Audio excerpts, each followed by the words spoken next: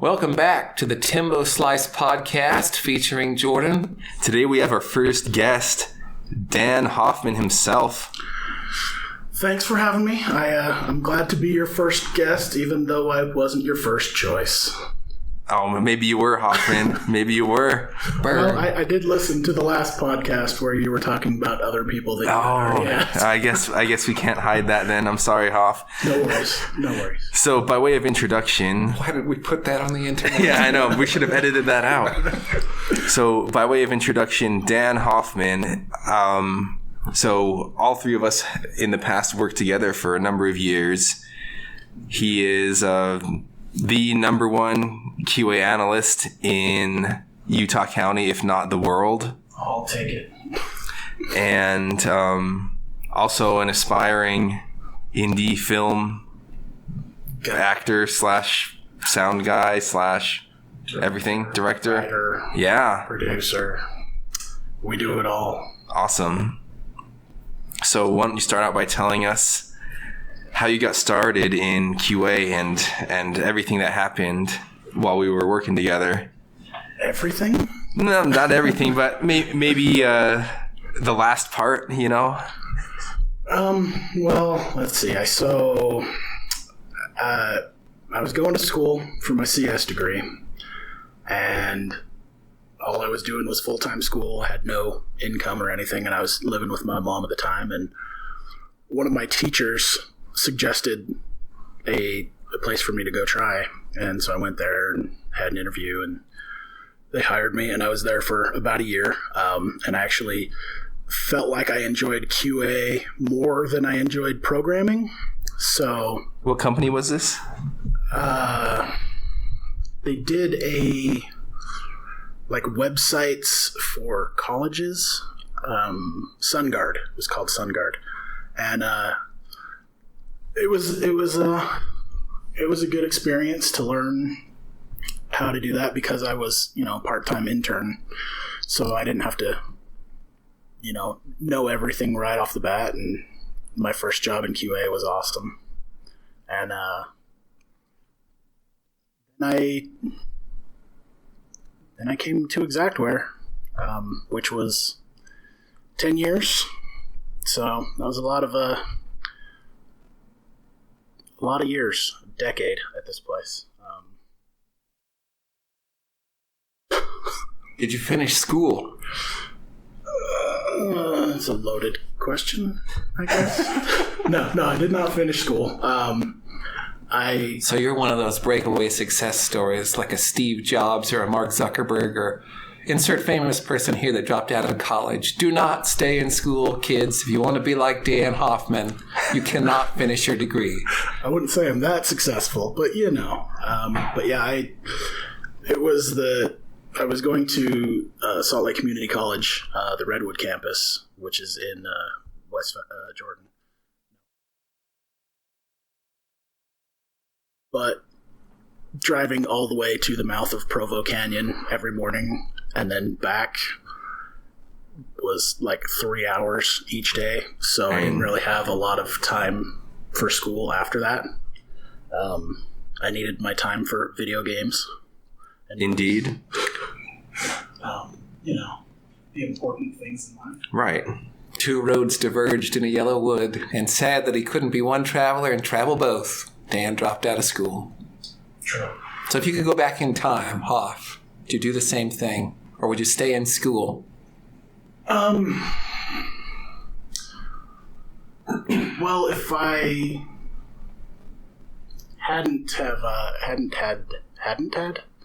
if I wouldn't have dropped out of school, I wouldn't have worked at Exactware, I don't think. So where I learned,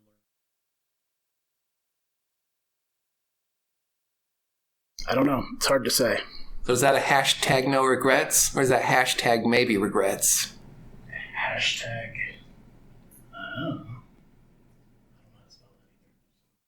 All right. That's a hashtag, let's not rip a hole in the space-time continuum. Yeah, I agree. We'll stay in the present this time. Hashtag don't do it very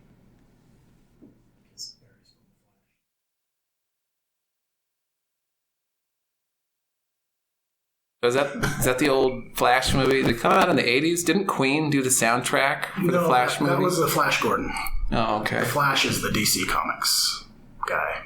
Wait a minute. Flash Gordon is not the same as the Flash? No. And there's actually multiple Flashes because there's a multiverse, and Flash uses the Speed Force to go into different universes. Wait a minute. He can live in whatever universe he wants? There's a Flash in different units. Since it's a multiverse, there's different versions of the Flash in the different universes, but he can speak to other versions of the Flash. So, is he comparable to Nightcrawler? Like, could he get out of a prison cell by jumping into another universe where the door is open? He had to have a rather long, at Star Labs, he had a long track that he would run, and he had to get going really, really fast in order for the space-time. All right, so he needs a big track to do this. Yeah, he needs a lot of room, and I don't think a prison cell is going to quite. No. So, I don't even know that much. Nightcrawler is better than the Flash. You heard it here, folks. I don't even know. Is that the takeaway? Marvel beats DC yet again. It's true. It's true. My favorite comic book character is Marvel. So Captain Marvel or belongs to Marvel? Belongs to Marvel. Oh, okay. You would never guess in 100 years who this character Squirrel is. Girl. I do enjoy Squirrel Girl. That's my current favorite. But my all-time favorite is Nightcrawler, or Sleepwalker, sorry. Sleepwalker. It's funny. My mom got me a giant encyclopedia book of Marvel comic book characters, and he's not even in it. What? It has and it was maybe a 3-4 year run, and he's not even in this thing. And they have little comic book characters that were in like one episode of a comic book. I was very disappointed at that. Do you own every issue, and are they worth millions? I do own every issue. Wow. I bought them on eBay at one point, and I don't think they're worth millions since they kind of the comic. I don't think people enjoyed it enough to. But it was interesting, and I think the reason why it's my favorite is just because I went to Michigan to visit my dad's family, and my aunt bought us some comics. She said, "Go ahead, pick out some comics," and I'm like, "Ooh, I want this one." And from then on, I decided that was my favorite. Did you look at the cover before you bought it? I always judge a book by its cover. Okay, so the cover looked cool, and that was what pulled you into Sleepwalker Comics. What does this guy even do? What are his powers? So I've never heard of this. At the beginning of the comic book, it's basically a guy whose name is Rick Sheridan, I believe. And when he falls asleep, an alien from another dimension comes out of his mind. And so while he's asleep, there's this sleepwalker alien going around fighting evil. And then when the guy wakes up, sleepwalker disappears. I don't remember how he winds up. Does this dude even know that this is happening? Not at first. And I don't remember how exactly. It's been years since I've read them. But it was just funny to me that just an alien comes out of your dreams while you're sleeping. It's kind of ridiculous. Reminds me a little of that old MTV show. What was the one? But there was an alien in the guy's head. The head. That was the name of the show, too? I'm pretty sure. Was the head? Where his head was like 5 feet tall, and there was a he had a giant head. And it would crack open. And there was an alien in there. Yeah. Good old days of liquid TV on MTV. Yeah. That, what was it? Eon Flux came out of that, and the Max. Those were all really good. So is Eon Flux, it's still going? Has anyone bought the rights? Are they making them? I don't know.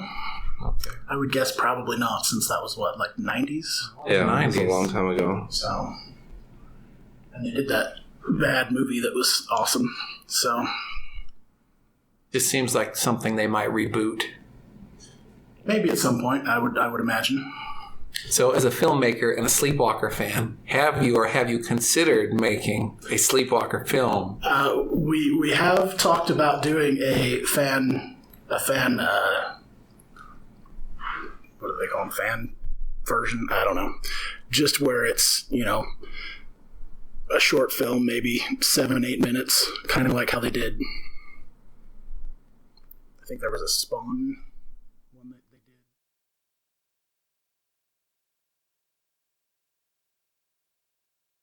did. Just 7-8 minutes of Sleepwalker. I don't know. We've talked about it. I don't know where that would even go at this point, so we got all the comics. You just got to reread them. I know. He was involved in Infinity Wars. Really? Yes. So I don't remember what happened, but okay. So the comic books, he wasn't in the movies, or was he in the movies unnamed? Not that I saw. There was a lot of people there. Spoilers. Wait a minute. There are lots of Marvel characters in Infinity Wars? Yep. And so... Shocking. Yeah. But it's one thing that we had talked about, but I don't know if it'll ever get done. Awesome. Well, if you do it, I'll be interested to watch. It would be fun. There's other things that we had talked about doing, like fan versions of stuff.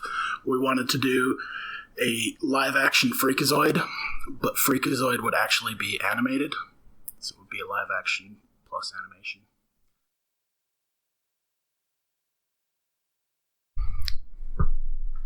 Have you watched Freakazoid recently? I have. I bought it on Amazon when it came out, and then I've watched it several times. So it's aged super well then, Freakazoid has? I don't know if I'd say that. Some of it's kind of still, 90s cheese, but 90s was great. It takes you to your happy place. Yes, it does. Just let me throw a barrel at it. Yeah. Me and my brother still quote that one. Yeah, that's a great one. Good stuff. Dasho Pepper, right? Yes, That's this guy's name. Pepper, yeah. And it was actually voiced by the guys that did Johnny Quest.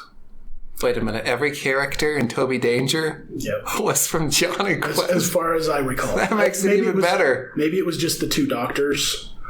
But as far as I remember, they were all Johnny Quest actors.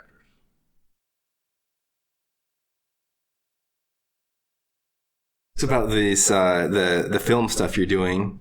You still have a crew of friends that is into all this? Yeah. So unfortunately, my best friend and the guy that I used to work with a lot on everything passed away in January. So it's been I've been having a hard time trying to get the motivation to work on more stuff.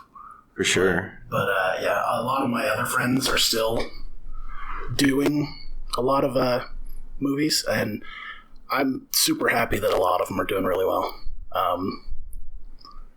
So yeah. So how you been holding up? It was tough. It was super tough at the beginning. It's still tough now, but at least I am able to hold back the torrent of tears. Yeah. Oh. So yeah, it's been tough, but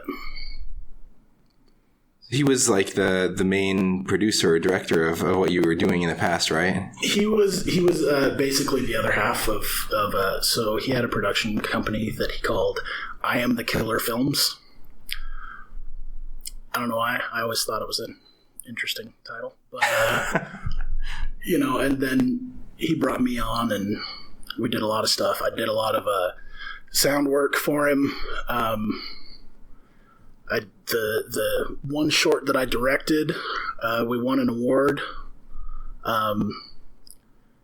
So he starred in it. It was Jason Sakala. He starred in it alongside.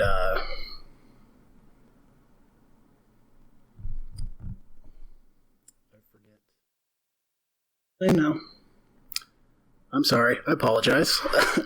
But there was a young actress that we hired to be in it for a minute too.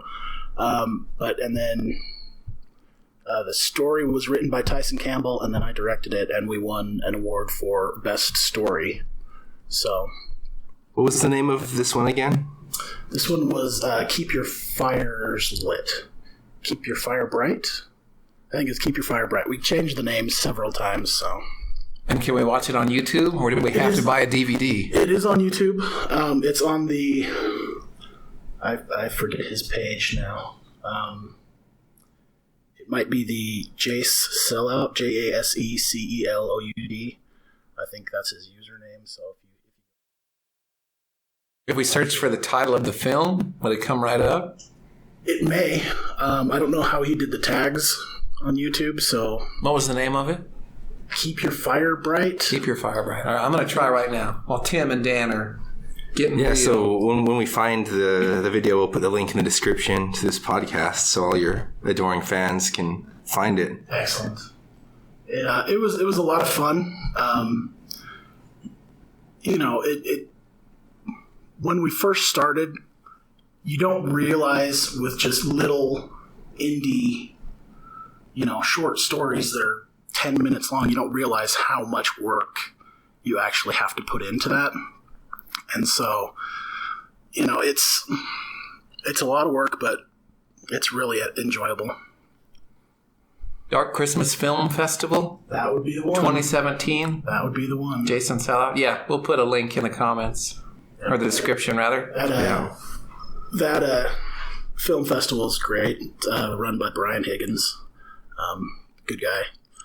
It's fun to do that kind of stuff. It's been, I don't think we did 2018.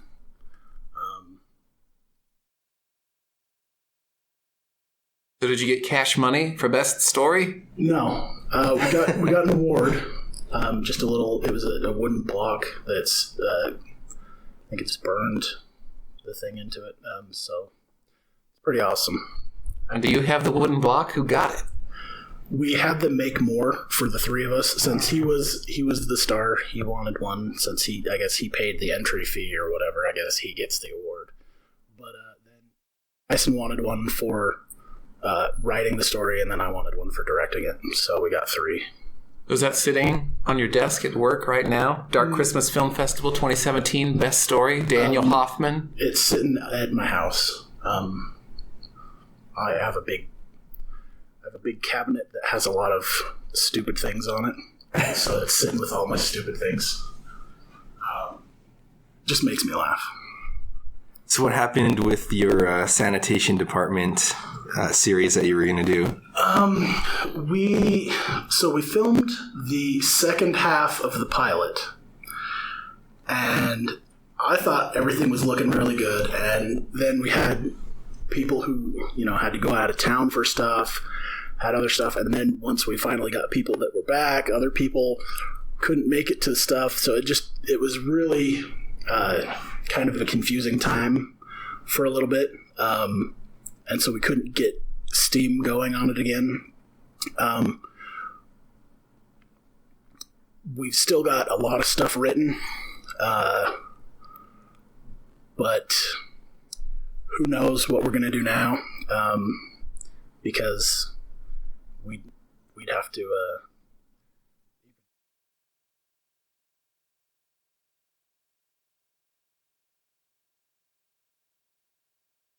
we'd either have to refilm the whole thing or I don't know.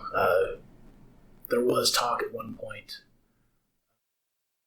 because we couldn't get the people together to finish that, maybe doing another pilot episode and airing that original pilot episode on a TV or something in the background. That would just be kind of funny, like, because they're on a TV show, but they don't ever, say they're on a TV show. Okay. So to have them on the TV show in the background and then not even realize that they're on a TV show, I don't know, it was weird. There's a lot of interesting ideas in that show. Hopefully it gets made. Yeah, it sounded pretty good to me. I would really like to do that one day. It would be great. So since Jordan probably hasn't heard anything about this show, what's the concept? Yeah, why don't you give him a little pitch? Okay, so basically what we used to like to say is it's like the Ghostbusters meets The Office, but there's no ghosts. It's monsters that they're fighting. So right off the bat, we decided there was no ghosts. comes up later in the show, which is a funny thing. But, and we wanted to have, whenever they killed a monster, we wanted to have the most explosive slime and, kind of thing that we could afford to do, just because we hadn't done a show with slime and whatever flying everywhere. And it's a lot of fun. So there's 5 characters, 6 characters that are kind of main characters. There's 4 people that kill monsters. There's the boss, and then there's the scientist. And scientist comes up with weapons and whatnot. A ton of Nerf guns that we had painted and added stuff to make them look like, like Men in Black weapons. And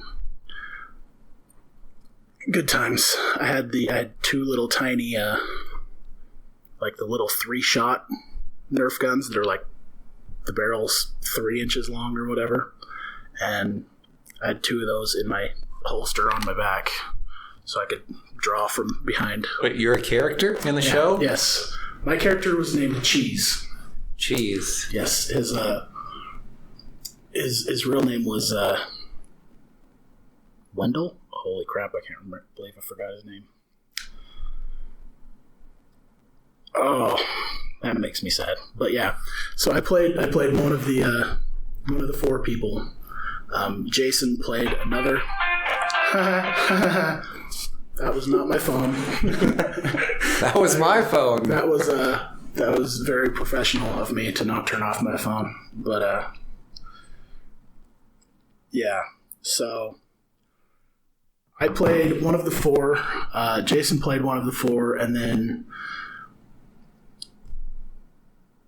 when we were writing it, I made sure that my character had less lines than everybody else. At least the pilot episode, I made sure to make everybody else have more lines than me, because I didn't want to have to remember everything.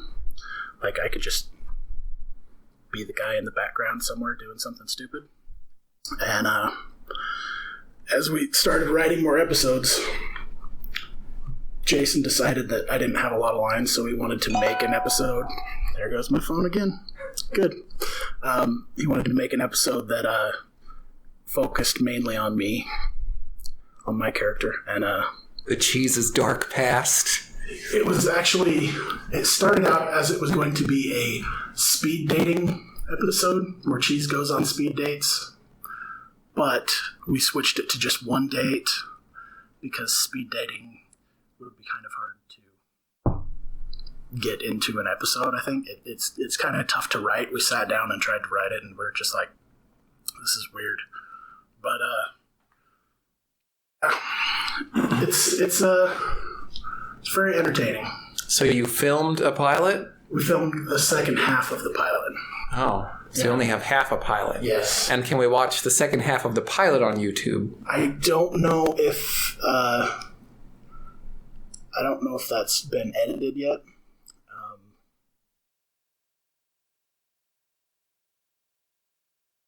Who holds the legal rights to the second half of this pilot? Well, it was on Jason's computer, and then his sister inherited his computer, and so they were here last Saturday for a celebration of life, and I gave her a hard drive for her to copy his hard drive for me, and just so we could get the stuff that we have finished edited and put that out there. But yeah, I don't know. Maybe at one time we'll put it out, but yeah, it was when we filmed that day. It was really windy, so we had a lot of recording difficulty, a lot of sound on that. If we were to throw it out somewhere. So getting back to your QA career at Exactware, if you don't mind, I'd be interested to hear what went down from your point of view. Because from my point of view, so before you were under Dwayne, you were under me as your QA manager. Right. And you were having some struggles with like eye infections, car problems, all sorts of stuff. And I was working with you to make sure, you were keeping your attendance up and working from home when you couldn't get in and stuff like that. But then they moved me into project management role and put you under Dwayne. And then how long after that did they terminate you? A few months? I don't recall. It was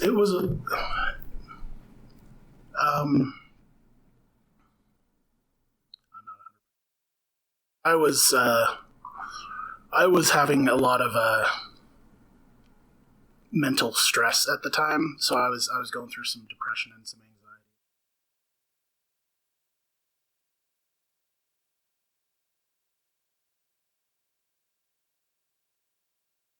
Even it was like a no call, no show, and basically said we can't really do that. So prior to that, what was going on? Like, were you getting any kind of help from management? Were there any like plans or expectations set? Like were they working with you at all? Yeah, Dwayne was doing a lot. He was trying to work with me how he could, but it became too much of a thing, and had to terminate me. So it was hard, especially the place where I was at already, and then not having a job that didn't help. Right. And it was a rough patch for a while. For sure. So I'm glad to hear that Dwayne was working with you and that you were getting some support, because from the outside, it almost looked like, like it was unexpected when you got terminated, like you didn't see it coming. And well, to be honest, I really didn't, but I kind of, I thought we had worked a little bit, but he was saying that I had made a mention in a chat on like Tuesday night or something, and then he didn't hear anything back from me until I came in on Friday.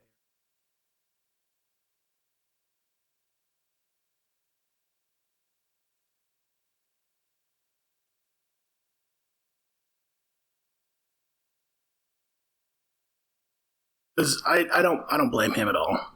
I had a lot of stuff going on, so. Things better now? A bit.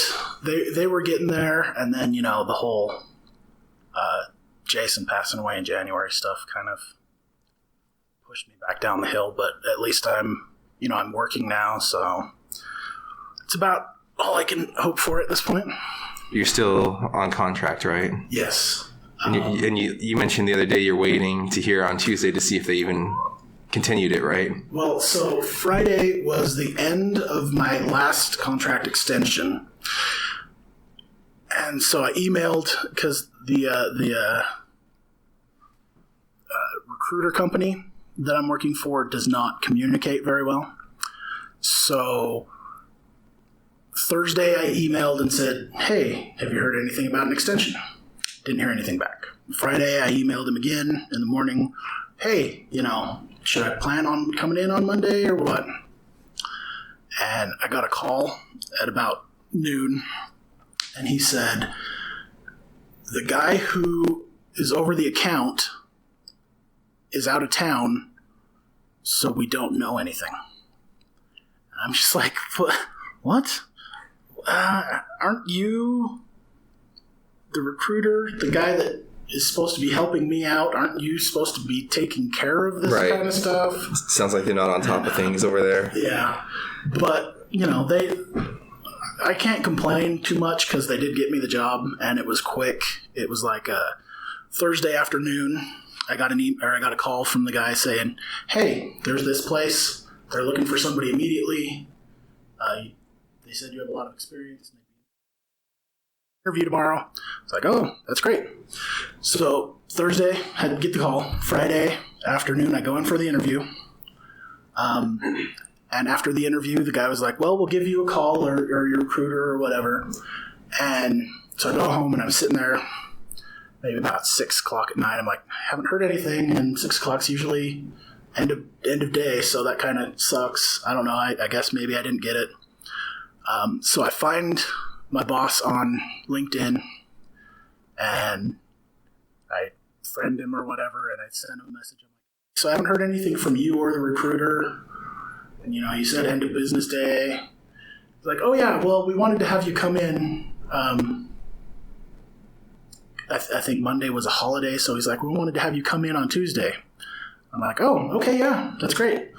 And then, like, an hour or two after that, I got a call from my recruiter saying, yeah, so they want you to come in on Wednesday because we have to fill out some paperwork and stuff on Tuesday and blah, blah, blah.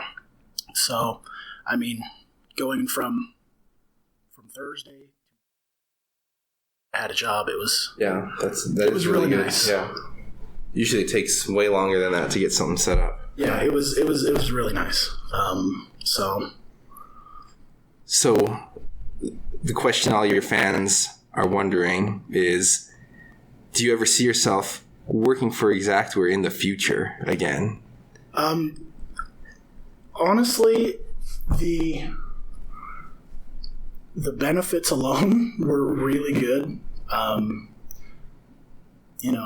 Just being contract is a completely other thing, but my benefits are just terrible right now. But I don't know. I probably could, but I don't know if they would have me back because of the whole thing. But you never know. I mean, despite how things ended up in, at the end, you still have a lot of people who respect you and know what you bring to the table, right? Yeah. They know your skill set and how effective you were, and I'm sure I still have a lot of that knowledge. Right, and so brain after 10 years. So the thing is if you came back and said, hey, I'm back on track, ready to go, then there's a good chance that people would be okay with that, I think. Yeah, we'd have to see. Because when I first got terminated, Nate had sent me a message saying, hey, I didn't know you quit. If you want to come work for me, let me know. I was like, well, I didn't really quit. But and so I think he kind of, I don't even know if he checked it up on after that if he could bring me onto his team or what. But yeah, so I don't know. We'd have to see. It would be interesting. The real reason I'm asking is because when I'm running this company, Hoff, I'm going to want to bring you back. Okay. So I'll let you.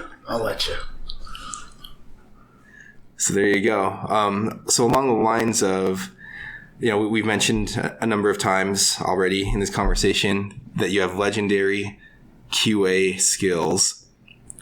So can you give any advice to aspiring QA experts on how to be like you, how to get to where you are, how to develop the skills?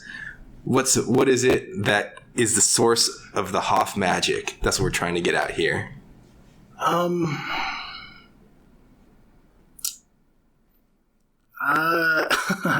Well, I would say it definitely took me a little while to hone my skills to the point where they are, or at least where they were. I'm still working on them again, since I had whatever it was. But there's a lot of just, and it's dumb to say because everybody says it, but there's a lot of just thinking like the customer. So you get into something you pretend like you're a customer that has no idea what's going on, like they're new to the program, going, well, what happens if I press this button? What happens if I do this? What can I mix this kind of functionality together to get some kind of desired output? And that's usually where I find a lot of places that the developers had not really considered that these kind of functions would act together. Now, there's a lot of I don't know. It's just little things. Having the experience that I did, and maybe it's that I retain program. That I flip through my normal kind of everyday, go through the program and just look at it. And if something looked wrong, like something looks wrong on this page, let me figure it out. Oh, there's a button missing. Okay, well, let's find out why the button's missing. That kind of thing. So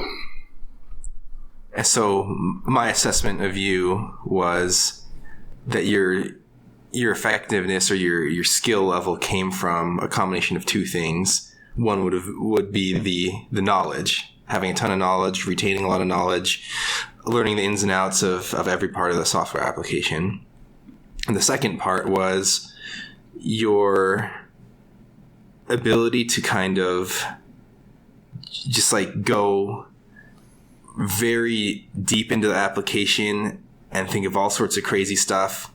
Whereas I think most people who do the QA job just kind of test what is expected of them. Like maybe they follow a script or they do the minimum. Surface level. Whereas you would kind of explore everything you could think of that was related to the area that got changed or that was broken or whatever. And so I think those are the two main things that you excelled with. Does that sound accurate to you? Yeah.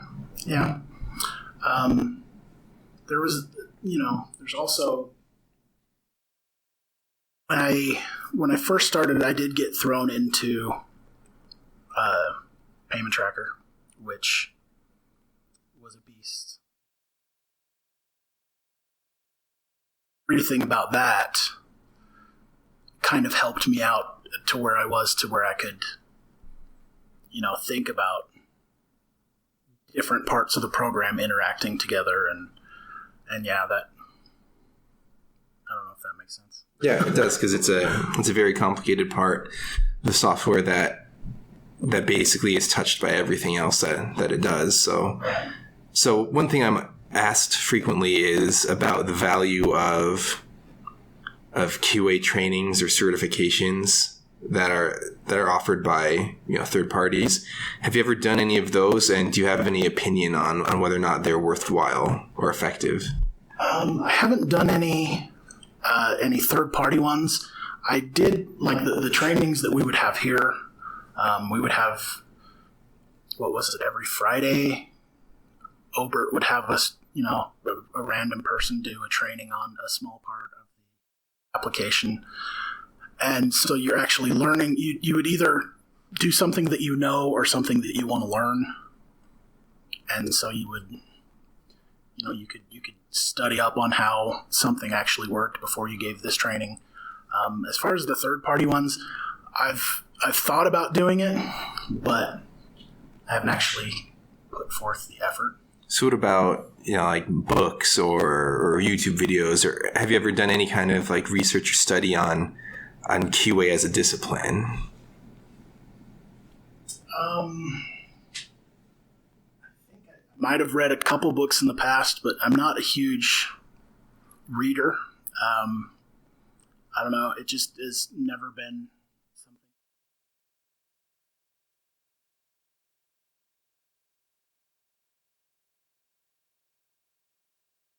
I think whatever is going to help you, you should try it out. Obviously, try a training, try reading a book. If any of those things give you what you're looking for, and then follow along.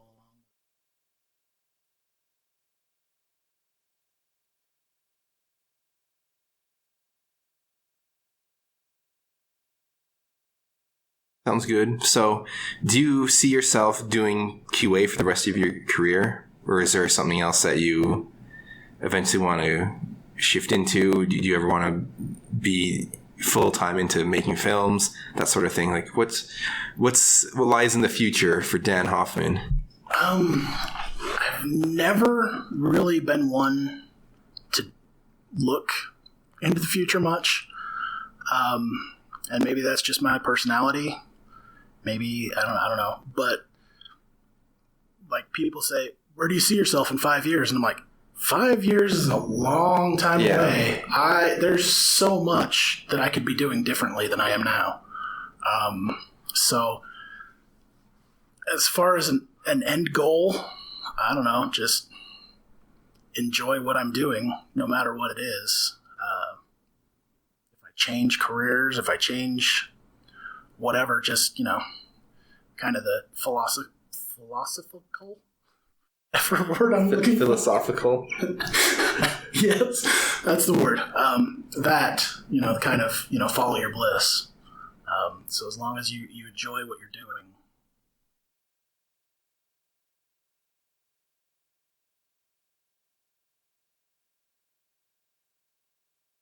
Something like that, right? So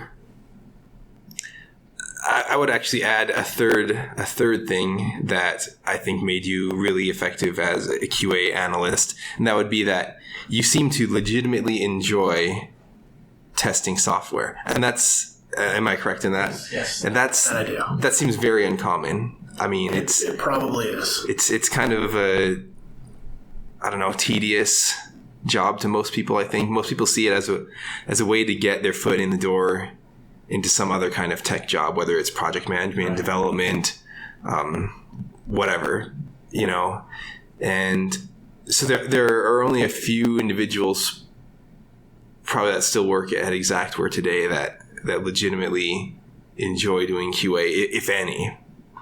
And so yeah, what do you like about it?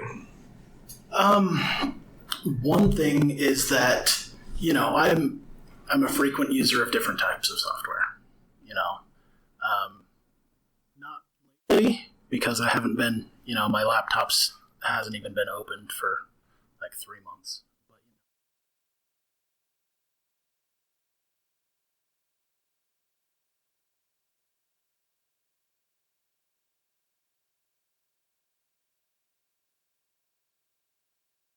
Playing a video game and you'd find a bug, you're like, what is this?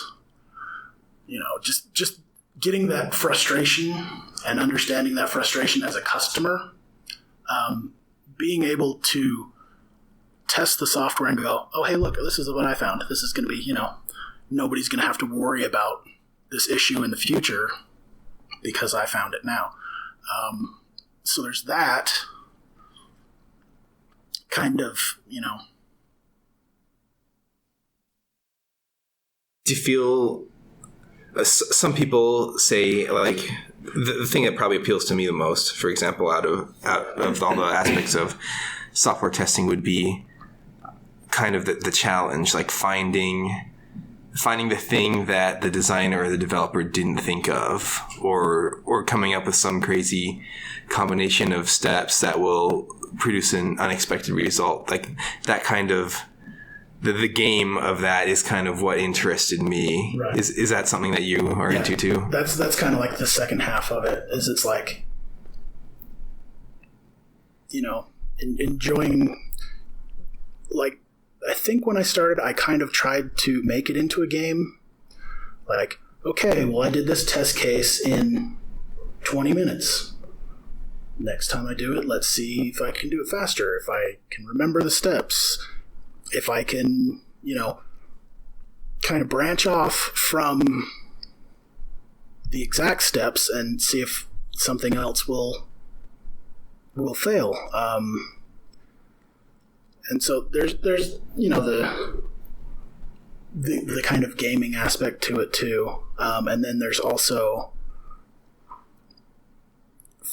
getting some code and going, let's see what I can break in this developer's code now, and that kind of thing. Which I don't know why I enjoy. Oh, your code broke. Your code broke.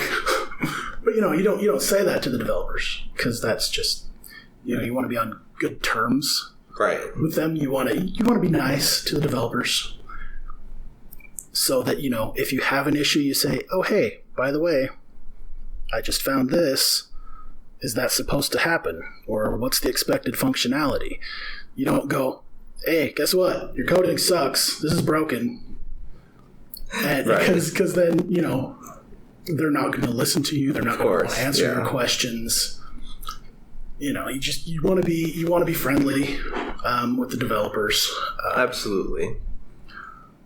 Isn't that right, Jordan? That is right. That is affirmative. Don't be a jerk. People won't like you. I agree. So it sounds like the main thing you liked about the job of software testing, though, is making sure that people who use it don't have a crappy experience. Correct. Like you feel good when you find something that would have ruined the experience or made people upset or destroyed their workflow or whatever, and you caught it and you made sure it didn't get shipped. Right. I also used to make a game of when we first got 27.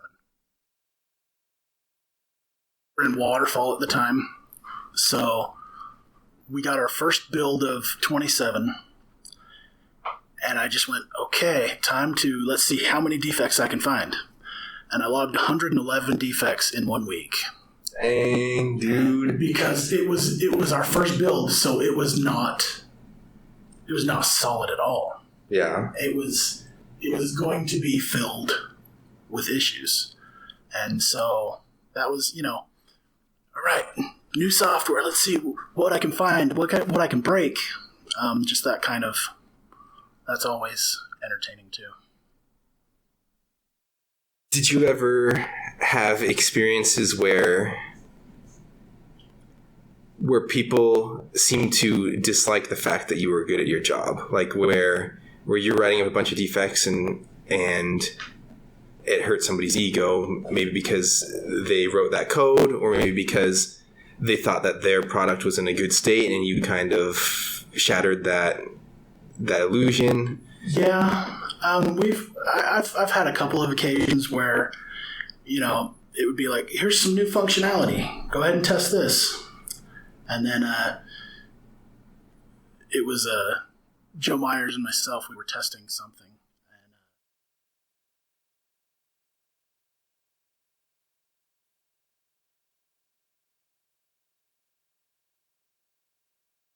saw the developer go to the product manager, and then the product manager deleted some of those defects instead of.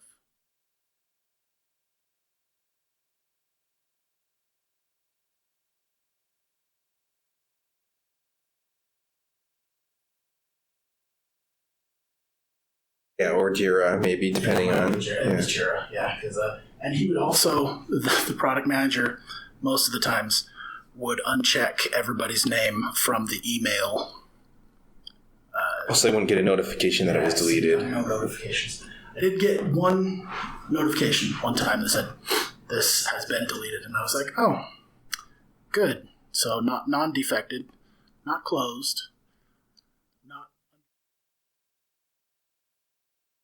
What's your opinion of why he was doing that?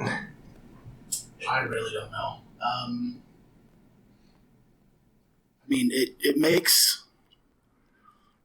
It makes your numbers look better if you don't have, if you have to pass something on to the C-level, people, then the less better. But I don't know. That's my suspicion as well. Yeah. So that was a weird thing, but good times. Yeah, back in the day. Fortunately, we haven't had anything like that happen lately where things are getting deleted. The one thing that people still kind of complain about is every now and then defects will get closed just because they're kind of old. Yeah. Even though they haven't been re-verified or retested or whatever. Right. These are over a year old, so we're going to close all of them. What? Why? They're still valid. Just because you close them does not mean they've gone away. Yeah. Yeah. The nice thing is, though, is lately we've been focusing more on quality and fixing defects and getting rid of technical debt. So I think our count has been steadily declining, whereas typically in the past it always was steadily climbing, right? Right. They never got the decline. Right. But I think we have a downward trajectory now. So, I mean, that's really good. I hope we continue that until we get all the way down to like 0 or at least get everything but the trivials out of the way, right? Right. That's another thing that always bugged me too with our defect logging was that we had 8 priorities.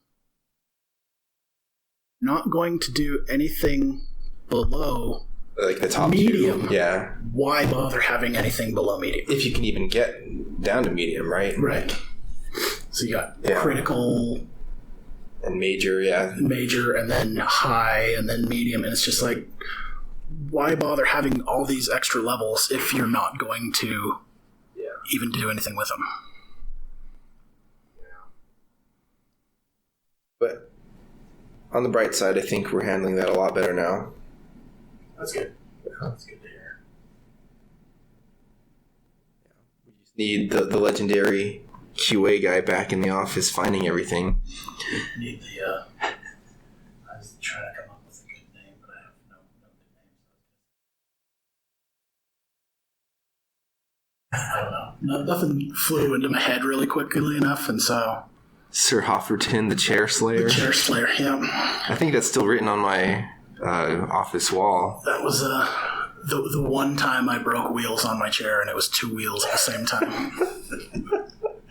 Nate used to break wheels like once a month because his cords would get trapped underneath his wheels or something, and he'd be sliding on the mat, and just you'd hear a snap.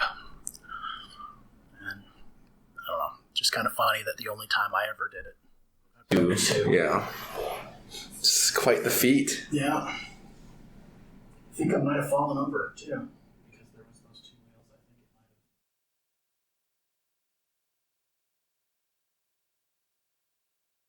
might have. So, next thing we wanted to ask you about, Hoff, was your opinion of Donald Trump as a president.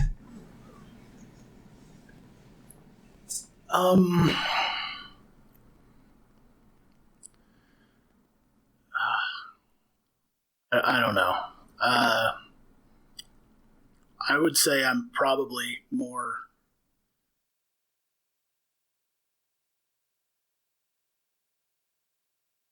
feel like a lot of the issues that we have with politics right now is left versus right. Absolutely. So I agree. It's not a we need to work together to improve this. It's let's see if we can make the other party mad, which is just a really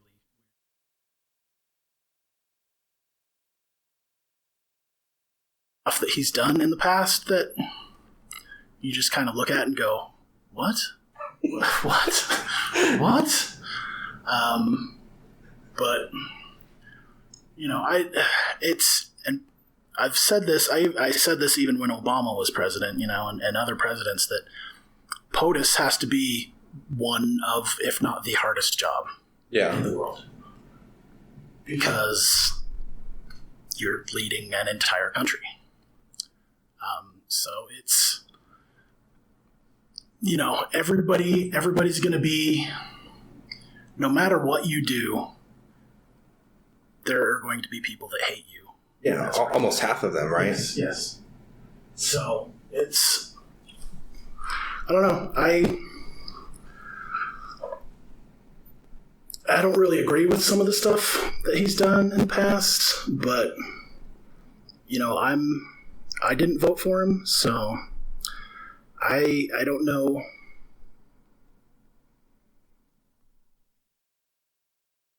Would you take the job? There's an election coming up, you know. Yeah. I do. Unfortunately, I don't think I am very political minded. I don't think I have the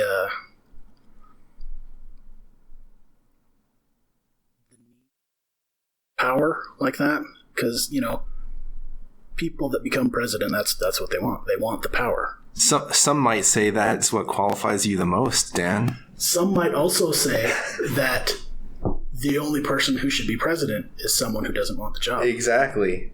Yeah. So, I don't know. And I don't think I could do a very good job. I'm very laid back. I don't think I would be the kind of person that would go, war. Well, maybe that's a good thing, right? Well, you got to have at least some of that in you. I suppose. The willingness to be able to do that kind of thing. And I don't think I have the willingness to be able to go, yeah, okay, let's go to war or whatever. Let's have a drone strike. Let's do whatever. I don't know. I feel like a lot of money is spent on defense when it could be spent many other places. Absolutely. Or just not taken from you, right? Right. Yeah. I'm totally with you on that, Hoff. So, I don't know. It's a fair answer. I like it. That's better than I expected to give. It was good. It was good. So you're not voting for him in 2020, I'm assuming? Most likely not, but I guess it kind of depends on who the other person is, too. Fair enough. You know, I'm not going to say that Hillary would have been a better choice, because who knows? Right. You know, it went one way, and that's the only way we're going to know. Exactly. So, but I'm willing to go on the record here and now today, Hoff, saying that if you are on the ballot against Donald Trump, I would vote for you. Awesome. Can Tim count on your financial support? Isn't it the other way around? If he's the candidate, aren't I supposed to be donating? I thought to you were him? buttering him up so you could borrow money or something. Oh. Maybe. Yeah. Please, Midge. They're gonna take my thumbs. It's a Simpsons reference. Which episode? I don't remember that one. I can't remember. But Mo just shows up randomly. Sounds like Mo saying. Yeah. He's in trouble and he needs money. That's usually the case, right? Have you been playing any good board games lately? Yeah, so have I talked to you about Pandemic Legacy already? Is that the one in the winter? No, that's you're talking about Dead of Winter. Oh, that's the one that I was thinking of. Okay, yeah. Played here. Dead of Winter is awesome, phenomenal game. It's really fun. Yeah, you played that with me before. So Pandemic Legacy Season 2 we haven't finished yet. Those are both great. If you're into board games and you can get the same group over and over, the Legacy games just, I think, are awesome. So Pandemic Legacy is great. Gloomhaven, like the one you pointed out in my trunk while we were coming in, that one's awesome. And then I just got the expansion for Dinosaur Island. Did you play Dinosaur Island with me before? I don't think so. That's the one where you kind of like build your own Jurassic Park versus everyone else trying to build their own Jurassic Park, and Nice. you're competing to get more visitors and better attractions and Do better things dinos. come off the rails? They absolutely can. The dinosaurs can because escape? Jordan, life finds a way. It sure does. Exactly. So is the strategy in the game, could you like sabotage other people's parks so You that the can't. dinosaurs will get out? You can't. No. That seems like the best way to win the dino park race. You is just have let to other people's pull the dinos Newman out. card. Yeah. Yeah, that's right. Oh, maybe they added that. So I haven't played the expansion yet. Park has been Newmaned. Yeah. So I don't know if they added stuff like that, but they did add some additional mechanics to the game, and I haven't tried the expansion yet. Still planning to do it. Probably over the next, probably next month. My younger brother's coming into town, and we typically play board games when he's around, and so we're gonna have to play Totally Liquid. That's what the expansion's called, because it adds water dinosaurs, and because liquid assets. You get what I'm saying, Jordan? You get it? I guess so. That's some okay wordplay. I've heard better. I don't know. I think it's pretty good. So definitely need to play that, and I can let you guys know how it goes. But I'm looking forward to it. Yeah, I was thinking about picking up that Rick and Morty versus Dungeons. Dude. That'd be fun. We have to keep the tradition of talking about Dungeons and Dragons before we end the podcast. So, Hoff, have you played recently? Do you play at all? Not recently. It's been maybe a year and a half or something. That's it? That's a lot more frequent than me. So did it just fizzle out because people couldn't get together? We wanted to play like a quick, just a one-day campaign, because we hadn't played in a long time. Me and Jason, and then we had Tyson be our DM, and we had a couple more people there.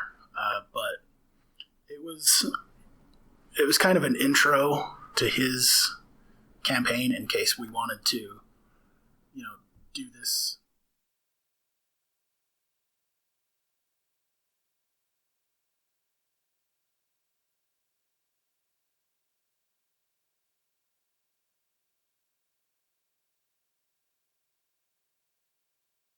I have a hard time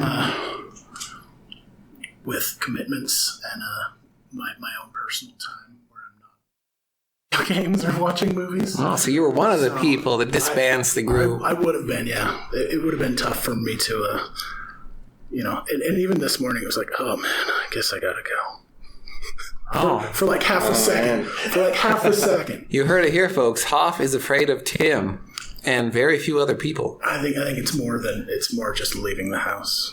I'm like, I don't want to leave the house. Okay, I guess I'll go. But I had to do it for you guys. Yeah, well, we're glad you came and eternally grateful. I wanted to be the first guest. Achievement unlocked. Yes. So what about you, Tim? Did you manage to get your character killed this week, or someone else's character killed? Or what did you kill? Tyler almost died though. Yeah. Should he have died, or was the DM pulling punches so that Tyler wouldn't cry? No, I like Tyler, by the way. I'm not poking fun at Tyler. I would cry too if my character died. Put your heart, your soul into that character. He just went down in one hit,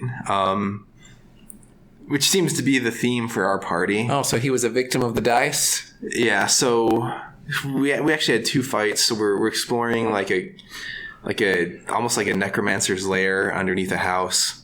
Wait a minute. Didn't you just start out? I forget. What level are all your characters? We're all level 2 right now. Level 2. So at level 2, a group of level 2s can take on a necromancer? I mean, we're hoping he's not there. Or is he a rookie necromancer? Maybe. He found his dad's spell book in the liquor cabinet. He thought it would be fun to bring some zombies to life. Perhaps. Yeah, so there were two encounters. One, we fought a insect swarm, which was interesting because, pretty much everyone took their turn, tried to fight it with weapons and whatnot, and I was like, step aside, boys, let me show you how it's done. And then I threw Burning Hands out and just decimated these insects. Well, kind of. I rolled really low on the damage, unfortunately. And so it wasn't completely wiped out. But they're insects. Isn't low damage enough to kill them all? Well, the thing is are these it was Cretaceous period insects? They're probably a little bit large, but the thing is Burning Hand's very effective because it's an area effect spell, whereas you could do the same amount of damage hitting with a sword, but it's hardly going to scratch a swarm, right? It's just I cannot ineffective. Imagine anyone killing bugs with a sword. Exactly. You'd have to be mentally ill to attempt that, right? What about those electric tennis rackets? Well, that's different, right? That's more like an electrified swatter. Yeah. So so people were trying to fight the swarm with like weapons and stuff, and I come in, I'm like, out of the way, burning hands, boom, and I torched the majority of them, and there's still some left. And then Tyler's character, he casts Speak with Animals, runs into the swarm and uses Intimidate on it, and succeeds, and so it dispersed. Wait a minute. If a swarm of insects cannot be intimidated by a bunch of dudes with Throwing swords, fire out of their hands. Yeah, so you control fire and you're way bigger than them, right? So here you are, these Godzilla figures, and they attacked you? They started it? Yeah. Yeah, they started it. So, I don't know. It seems like some creatures should be immune to magical sort of fear. Unless, like, you cast some illusion spell to make you look like one of their main predators, right? Maybe. Other than that, why would they run? Yeah, but, I mean, I guess he effectively communicated with them somehow, magically. Did the little beat dance for Chase's butt. Yeah. Maybe. But, so after that we fought, I forgot what the name of the creature was. It looked like something made by H.P. Lovecraft. It was like a snake. One of the great ones? Yeah, it was a snake with tentacles around its head and a beak. So it was... Octopus with a snake body? Yeah.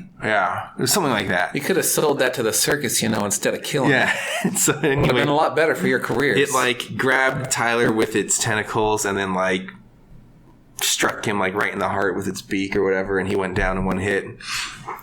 But oh man, we had an epic moment actually. This is great. So Tyler goes down. He's in trouble. And the snake thing is still like sitting right next to him. And so I decided to use my firebolt spell. So I rolled to hit it, and I roll an 8. And we already know that a 13 doesn't hit at this point, but a 14 does. And so I roll an 8. This is including my bonus too. So that means I technically rolled 3 plus 5. So I roll a 3 to hit Hoff. Plus 5, so I'm at 8. Before Tyler went down, he used Bardic Inspiration on me. So I have the ability to roll a d6 and add the result of that to my attack. So I'm thinking about it. I'm like, okay, if I use it right now, I'd have to roll a 6 to get 14. We know a 13 doesn't hit. 14 might. So 1 in 6 chance that I'm going to roll what I need to potentially hit this thing. I don't know if I should use it. And Tyler's like, but I'm down on the ground, like I'm in trouble. This is your chance to do it. Just do it. So I'm like, okay, here we go. I roll it. Comes up a 6, Jordan. Comes up a 6. And so the DM's like, it hits. Like, yes. So I grab the D10 for damage. Okay, it's just 1 D10 damage. I'm like, come on, I got to hit this hard enough to kill it. I roll a 10, Jordan. A 10. 2 perfect rolls in a row. Explode the thing's face. Save Tyler's life. It was awesome. And Tyler was like, you almost didn't even make the attack. You almost didn't even use the inspiration because you thought it wasn't going to be worth it. Yet it saved his life, Jordan. He owes you a life debt now. Kind of, but I was only able to save his life because he gave me the inspiration. Oh, so he doesn't feel like he owes you a life debt? I say kick him out of the party. Yeah, maybe he's just ungrateful. This dude's a taker. Yeah. He's just a lousy mooch, a leech. Maybe. Tyler, you're out of the party. You heard it on the podcast. I wonder if he listens. I think I sent him the links. But well, you're doubly out of the party if you're not subscribed. Oh, snap. Jordan has spoken and his word is law. It's a good thing I subscribed then. So. Yeah. Yeah. Well, I think it's time to go get some lunch, guys. Yeah, let's go eat. It's been over an hour. Sounds good to me. It's been great, Hoff. Any parting words? Anything you want to plug? How about a joke? I got a really bad joke for you. Yes, please. What do you think about the best thing? What's the best thing about living in Switzerland? Cheese, chocolate. The flag's a big plus. Oh, snap. It's funny because it's true. You don't have any kids. You're not allowed to tell dad jokes. Come on. I said bad joke, not dad joke. Oh, okay. Fair enough. All right. Well, that's it for episode 3. Thanks to our special guest, Dan Hoffman. We'll put his link to his video that he won an award for in the description. So check it out. And until next time. Bye-bye. Peace out.